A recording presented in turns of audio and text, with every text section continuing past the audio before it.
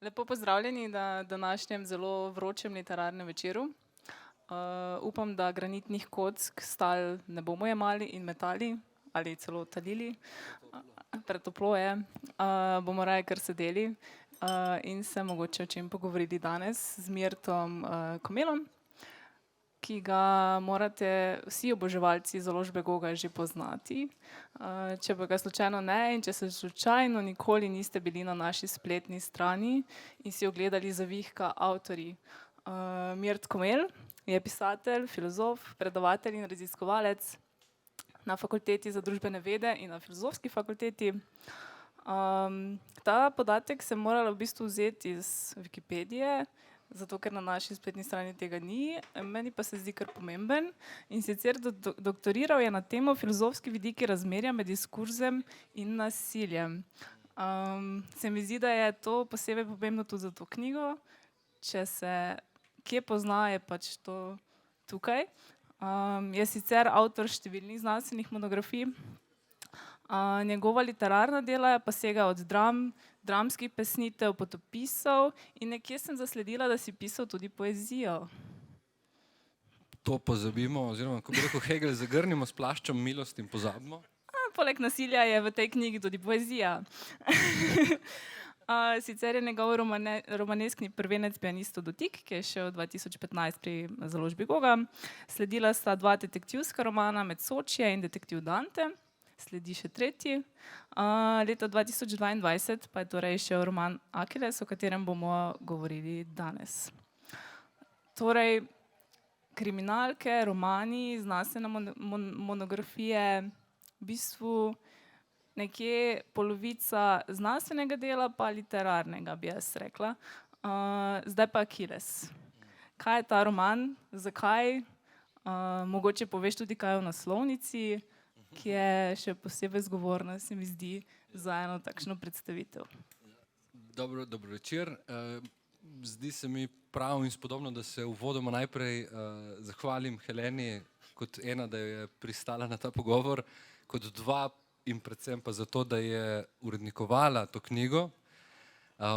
Verjamem, da ni bilo lahko, če uporabim eufemizem za težko.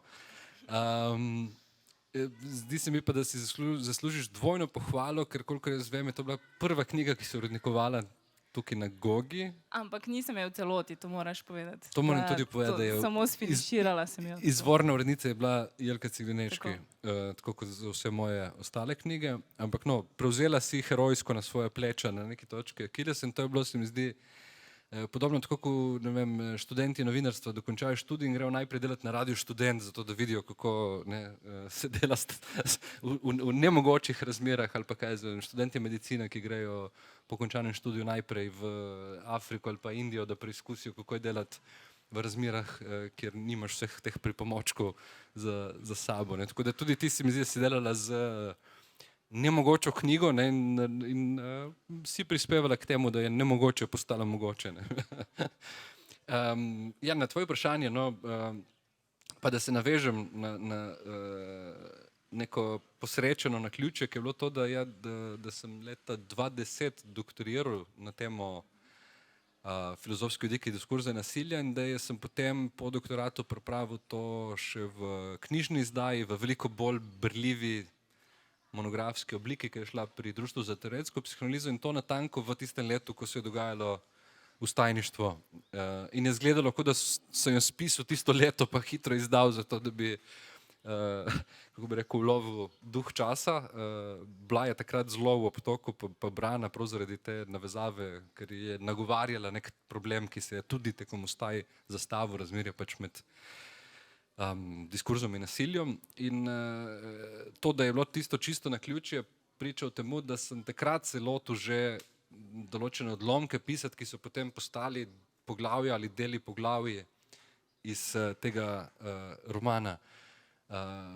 Ker se mi pa absolutno, sem videl, da bo trajalo preveč časa, da bi se mi zdaj mudilo, da bi hotel zdaj ta roman izdati takrat, čeprav bi bilo verjetno takrat najbolj, kako rekel, priročno, da bi izšel, še ko se je dogajalo samo vstajniško gibanje. Ampak sem ga potem pisal, pa odlagal, pa pisal, ker je šlo res za bolj za zelo močan literarni eksperiment in ne glede na to, da je zdaj to, se pravi, kaj smo tudi četrti roman moj, je to pravzaprav prvi, ki sem ga začel pisati zares kot roman, čeprav ni šel takrat. Torej, to je tvoj roman, to je to, kar si... Ne vem, če ampak je prvenec, no, tako, nesojeni prvenec, prvenec.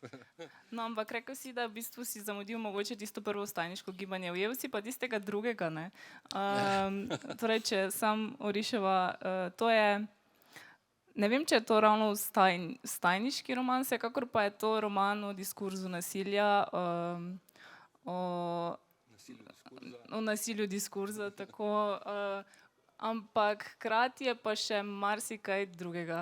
To je ljubezenski roman, to je, ko si že omenil, pač se kar drzno literarno pristopiš do njega, modernistični mislim, z modernističnimi prvinami, tako da bomo rekli pravilno, roman, marsikaj. No, vem, da takrat, ko sem bila na pogovoru s tabo, z Aljošo Harlamov, je on imel tak en cel seznam, kaj lahko kategoriziramo ta roman. Aljoša je doktoriral iz modernizma, tako da je bil... Ja, tako, no, to je čisto bilo njegova prva, ampak jaz mislim, da prej kot nek modernistični roman, za katerega bi pač človek pričakoval, da je težek za bralce, in ko si rekel, da naj bi bila to tudi težka naloga zame, ko sem urejala.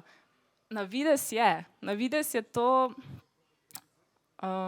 kompleksno delo, ampak v svoji osnovi, njegova glavna bit je pa izjemno preprosta.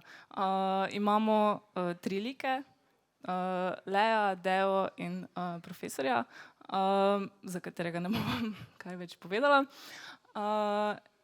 Gre za ljubezenski trikotnik med njimi, gre za en dan, v katerem se vse zgodi, to je vstajniški dan, torej je to družbeno angažirani, ljubezenski. Mogoče bi to dvoje jaz najbolj izpostavila. Kaj pa se tebi zdi? Ja, bi kar držalo, da je v bistvu v osnovi te tri zgodbe teh treh posameznikov, katerih minimalni skupni imenovalec je to, da so pač v nekem določenem ljubezenskem razmerju med sabo in da je splošnejši okvir samo vstajniško gibanjem, ampak mogoče je, kako bi rekel, prava vsebina tega romana je njegova forma, ne? Tisto, kar sem poskušal početi potem skozi te tri različne like in poglavja, ne? Kjer ima seveda vsako poglavje, ki je posvečeno svojemu liku, svojo določeno intonaturo, svoj določen stil in znotraj tega držati približno ta okvir, to, da si sledijo ta poglavje, po 3 in 3 poglavja, za vsak lik eno in približno časovno, linearno od jutra do jutra. Njihovo dogajanje je pač podano z tega vidika, je zelo preprost sinopsis, ampak sem potem znotraj koordinat tega, kaj je recimo temu štimung ali pa splošno vzdušje vsakega posameznega lika, poskušal noter inkorporirati še marsikateri drugi prijem, ne? In od tukaj je mogoče tudi ta katalog oznak, ki jih je Aljoša ekstrapoliral in ki so pač vse do določene mere pravilne, kolikor pač terjajo romani, literarna dela, neke te oznake, žanrske uvrstitve in tako naprej, ne. Ja, kaj pa detektivka, no, če so že pri žanrskih, No, na primer, tako, ne, zato ker to, kar zgodbo samo žene naprej in kar te like poganja, je to, da ne vemo, na kak način so ti trije liki povezani, oziroma na začetku se nam zdi, da je to precej jasno, kar se pa nekje na polovici izkaže, da mogoče ni čisto tako, kot smo si zamislili, in vmes že od samega začetka v bistvu bralec dobiva izjemno veliko namigov, za kakšno vrsto zgodbo gre.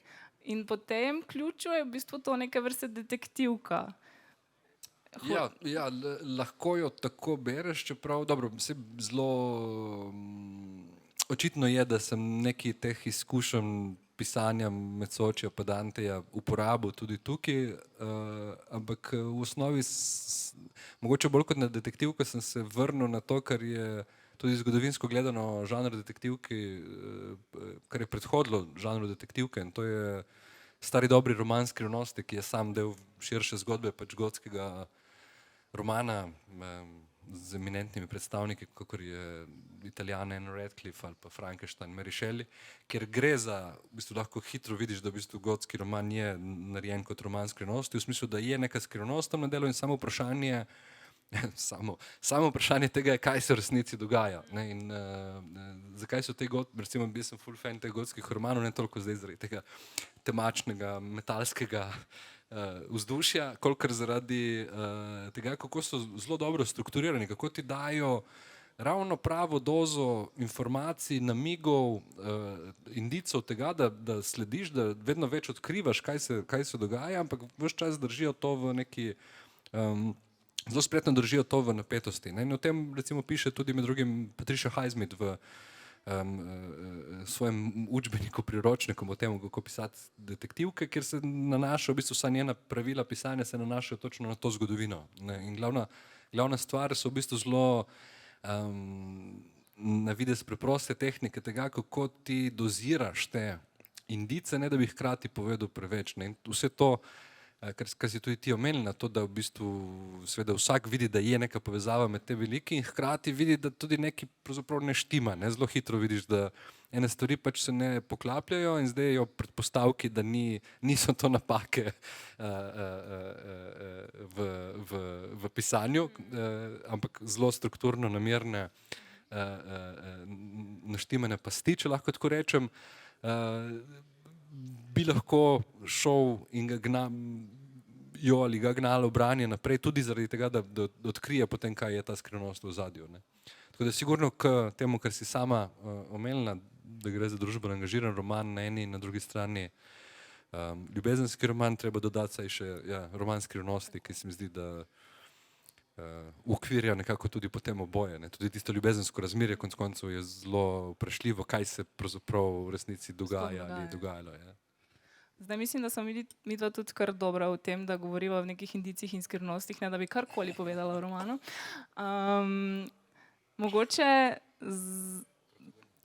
Mogoče najprej prebereš en odlomek, ki je bil v bistvu napisan prvi in torej sklepam, da je to iz tistega začetnega obdobja pisanja romana, ki se nanaša prav na direktno vstajniško gibanje in potem poveva kaj več. Dobro, ne bom, to je poglavje, ki je samo en stavek je za prebrati, ampak težava je v tem, da je celo poglavje dolgo en stavek, tako da nekje naključno bom pač prekinil. Vstaja se je sedaj, kakor za hec, zares že povsem razpustila. Kocke in maske so padale vse povprek, kakor da bi šlo za postfestum pusta hrusta, ker ne veš več, kdo kaj pohrusta, kaj kdo popije, nekdo plača, temveč niti ki je parlament, nekje je predsedniška palača, kaj šele koliko je ura in nekoliko je lanska poslanska plača, ko v bližnjem smetnjaku tik ob spomeniku resolucije, nedadoma zagori mešanica smeti, ki precej smrdi, malo pa tudi zadiši po revoluciji, saj je nekdo namreč burkaško vrgel vanj cigareto, ki se je prijela masnega papirja, umazanega od mesa in drobtinic listnatega testa, odkoder se je začetno nekoliko sramežljivo tlenje razbohotelo in razplementelo v čisto plavi ogenj. Uf! Ne bom šel naprej. Mislim, da imamo zdaj v bistvu po tem poglavju odprti dve vprašanji. Tisto prvo, ki sva ga že načela, koliko v bistvu modernističnih oziroma nekih malo zahtevnejših prvin je v tem besedilu, ki bo mogoče ustavljalo bralce pri branju, ker zaenkrat sva povedala, da imamo družbeno angažiran roman z ljubezensko zgodbo, 3 protagoniste, kjer ugotavljamo, kakšna je povezanost med njimi in to pripelje do neke razrešitve skrivnosti na koncu. Ampak ves tekst je prepleten s tem, kar si ravnokar prebral in z mnogimi jaz ne bi rekla nujno parodijami, satirami, ki se v bistvu kažejo z poimenovanji. Torej ulic, krajev, ljudi. In vem, da bi mogoče to lahko kakšnega bralca ustavilo. Si o tem premišljeval, da je to mogoče slabše, boljše? No, imel sem določene zadržke, ampak glede na to, da je to osnovna finta celega romana, čeprav, kako bi rekel, treba tudi povedati, da to poglavje je izjema, ni cel roman napisan v enem stavku, kjer se vrstijo stvari tako po teh aliteracijah in besednih igrah, so zelo dozirane, se mi zdi poprej. Se bom vrnil k tej eni finti, ki jo v bistvu uporabljam. Ampak predhodno rečeno se mi zdi, da treba povedati dve stvari. Eno je to, ja, da se mi zdi, da sem se zavedal tega, da zna tisto, kar je v bistvu meni bilo največji užitek biti za bralca, največja muka, tako da potem tle je kompromis med piscem pa bralcem ta, da se te stvari pač do določene mere dozira. Po drugi strani pa se mi zdi, da delujejo lahko, ko jih enkrat, ko se prebiješ skozi prve 3 poglavja recimo, da potem dobiš mal feeling in začneš uživati v temu, da se skratka užitek pisanja pa branja nekako potem prekrijejo na tej točki.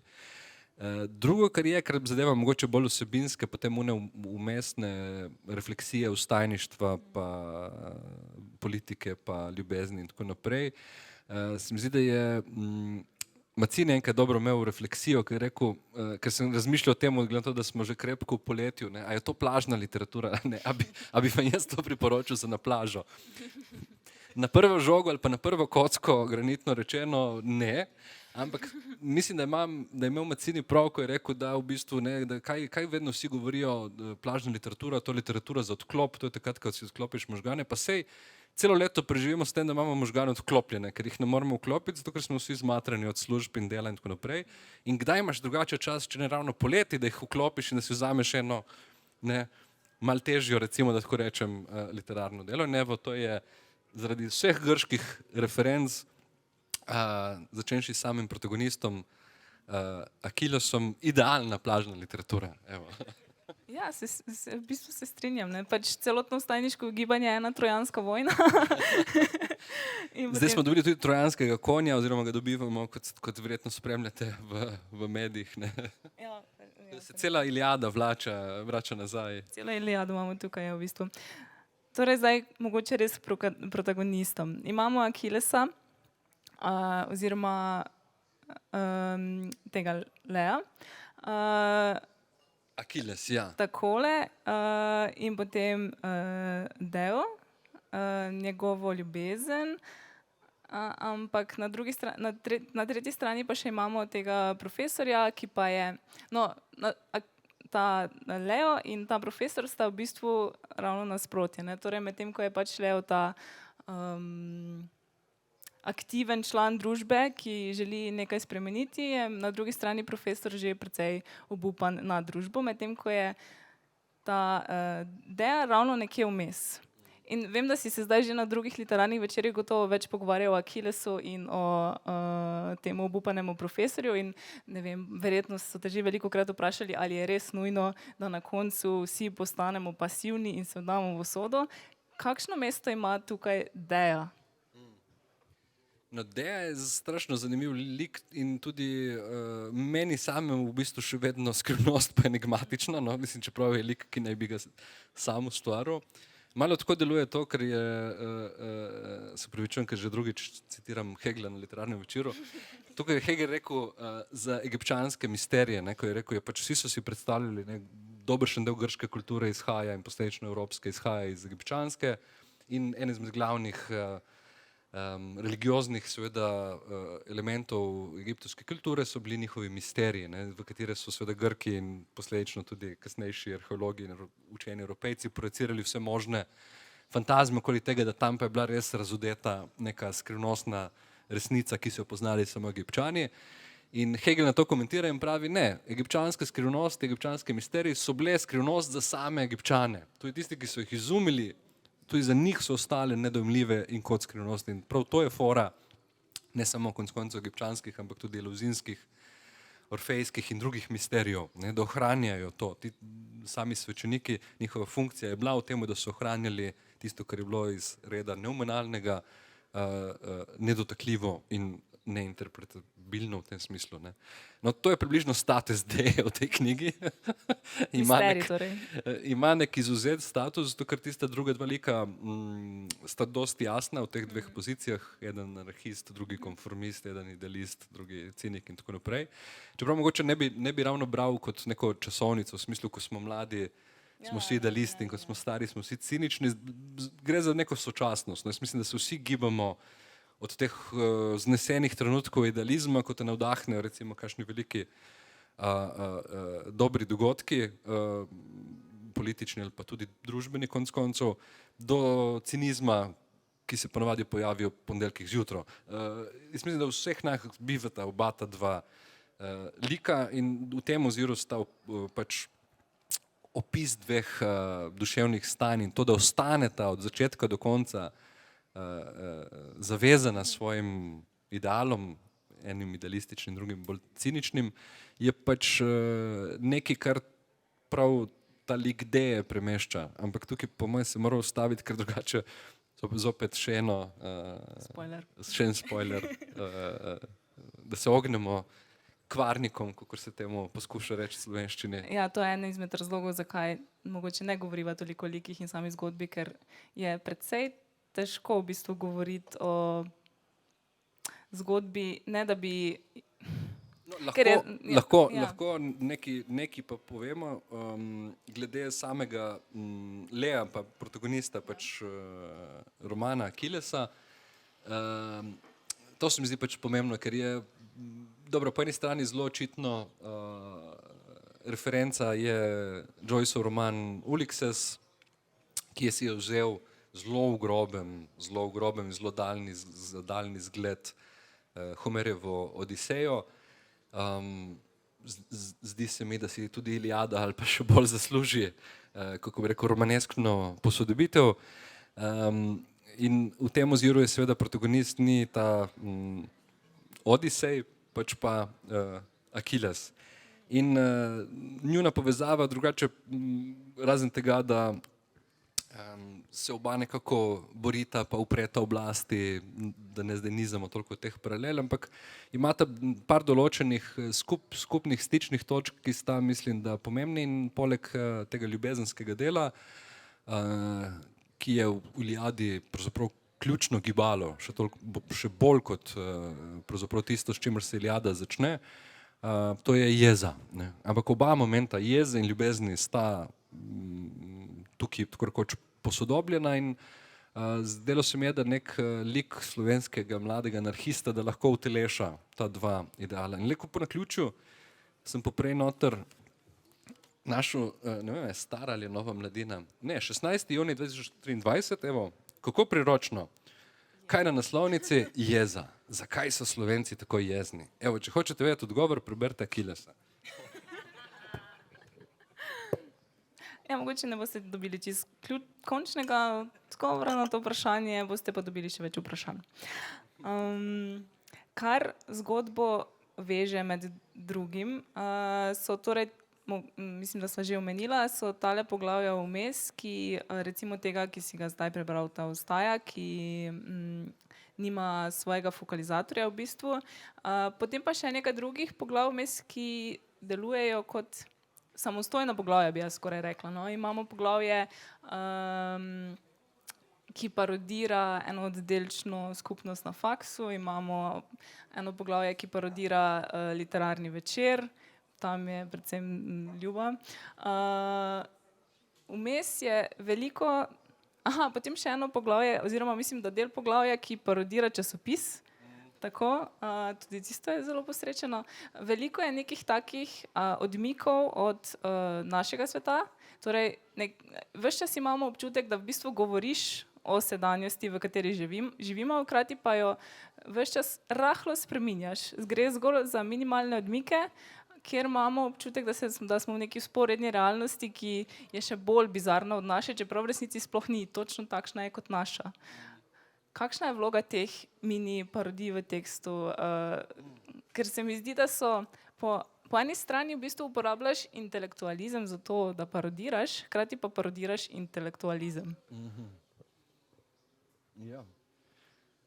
Mogoče bi rabil par stopinj manj, da bi sprocesiral to vprašanje in primerno odgovoril, ampak gledam, da je že fajn večerno, se hladi. Bom odgovoril tako.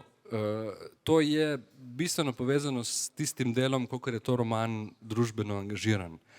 In kolikor je to družbeno angažiran roman, sem se zavedal pri samem pisanju, da za družbeno angažiran roman se mi zdi, da ni dovolj, da roman pač odpira neka družbena vprašanja. To je konec koncev lahko vsak roman in tekst.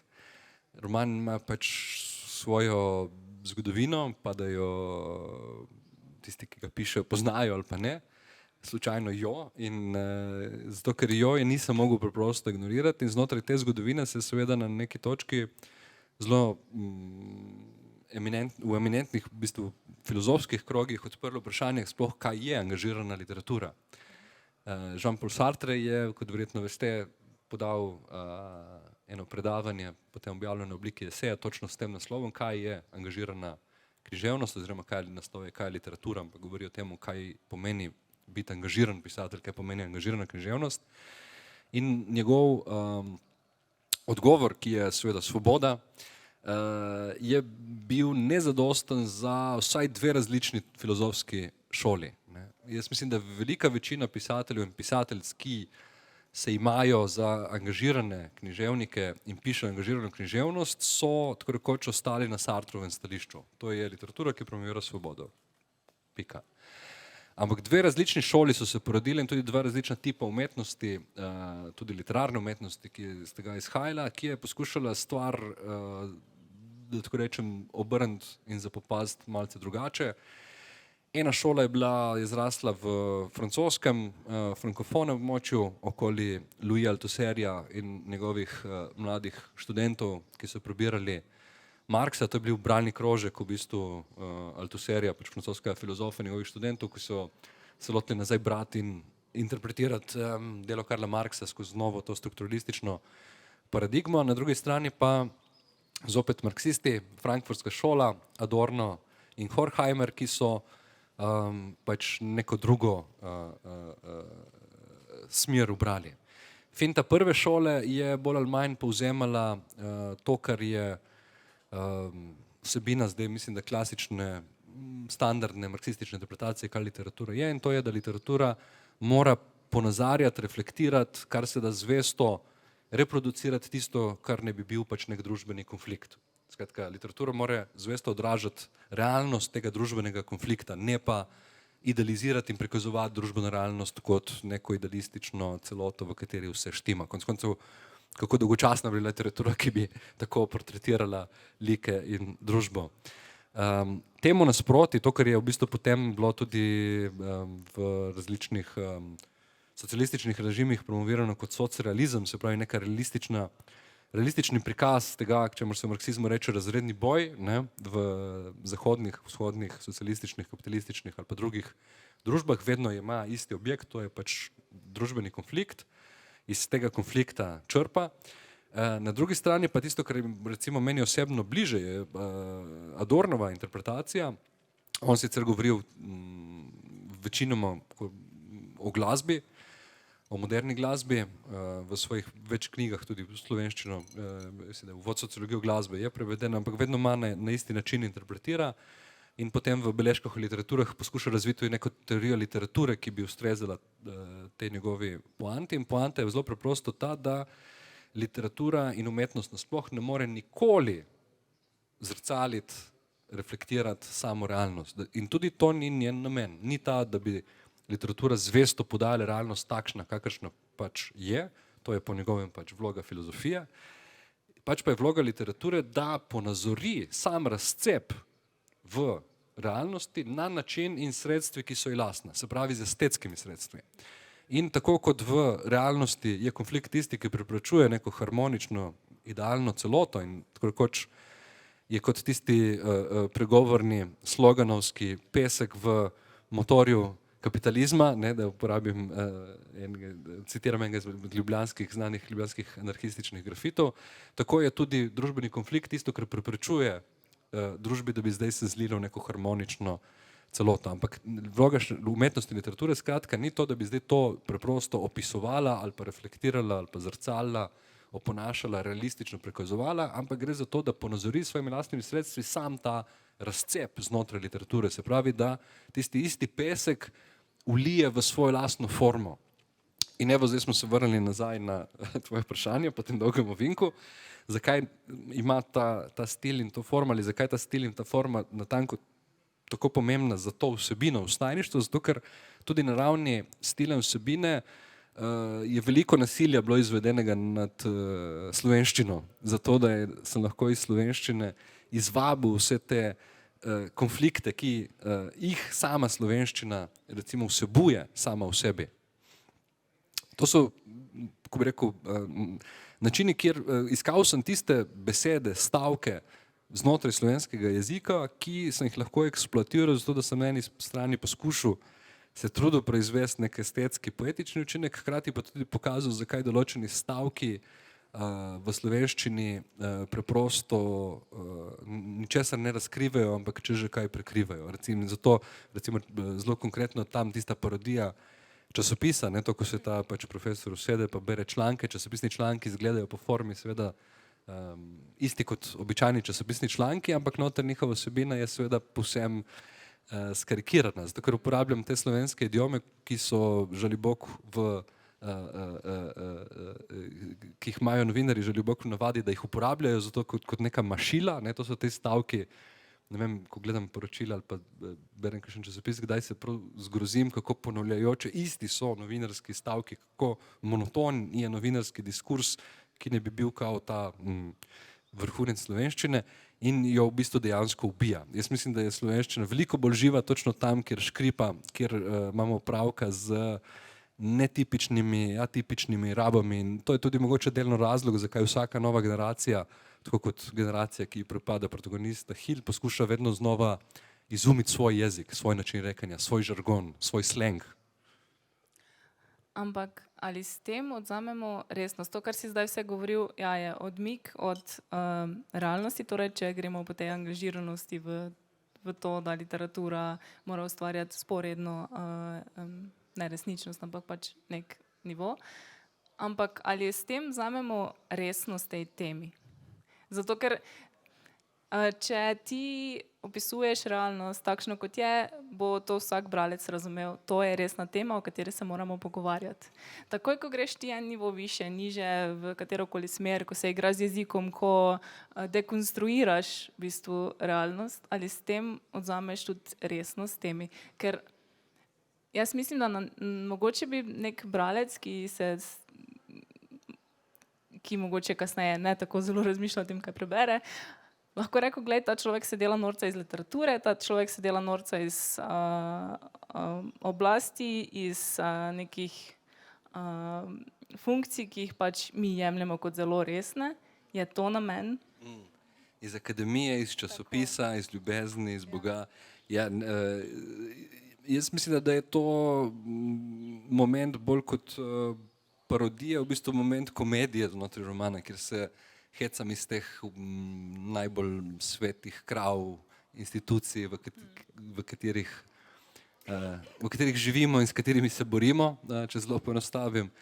Ampak ne zato, ker bi se preprosto iz njih hotel norčevati, ampak zato, ker mislim, da bi lahko bile boljše, zelo preprosto. In za primer, kako bi rekel, za svojega soborca, sobojevnika bom navedel starega dobrega starogrškega komediografa, to je Aristofana, ker če berete njegove komedije, kjer noter povalja vse živo, od politike do religije, ni mu, kako bi rekel, absolutno ga ni strah, tudi v času, ko je Perikle bil na oblasti, je bil, kako bi rekel, glavna figura v Atenah, on napiše komedijo Vitezi, v kateremu se šali z njegovega šlema in oblike njegove glave in njegove politike in tako naprej. Ampak vse to počne ves čas z zelo resno idejo tega, kaj je politika, kaj je demokracija v Atenah. In v tem oziru je zgolj šalu, komedijo zganjal iz tega, kar je razumel kot napačna politika in demokracija. V tem oziru je bilo to komedija zelo resna stvar. Opozarjala je na tiste realne družbene, politične in druge probleme, kakor se jih ni dalo opozarjati na druge načine, skozi, ne vem, javne medije ali pa druga občila. Mislim, so stvari, ki sem jih lahko skozi ta roman izrekel natanko zato, ker je bila forma tako deformirana in parodirana, da se jih je dalo skozi to izreči. Drugače bi bile pač to se v javnosti ne bi bilo možno izreči, ne napisati, ne objaviti. Torej, parodiral si literaturo s tem, da si napisal literarno delo. Ja, to je kar dvorezen. Je dvorezen, ker je to v bistvu na nek način ta dober roman, ki nosi naslov Akiles, je parodija slabega romana. Ja. In je plažno branje. V bistvu še lahko greva zdaj dalje v to smer, ki sva jo začrtala, ampak morda bi se jaz tokrat obrnila na publiko in vprašala, če ni bilo kaj jasno, kaj sva povedala. Ali pa če je bilo kaj, naj poveste, povejte, da je kaj bilo.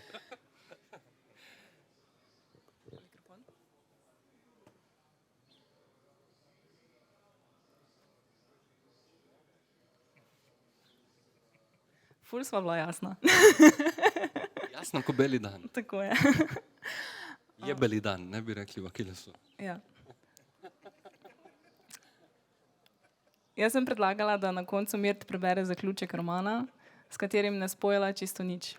Ampak se je odločil, da bo prebral začetek romana, ker vas bo potem prisilil, da morate prebrati cel roman in jaz sem se v bistvu strinjala in glede na to, da govorijo o cikličnem romanu, je pravzaprav vseeno, če prebereš začetek ali konec.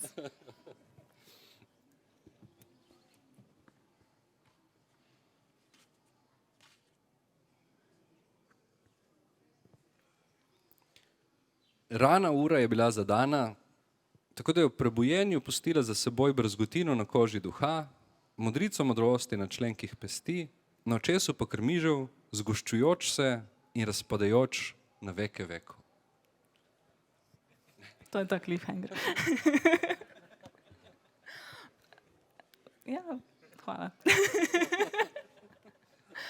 Si je že kdo slučajno premislil? Ker drugače bom jaz začela napovedovati ostale dogodke in boste me morali še dlje poslušati. Ne. Hvala, Mirt.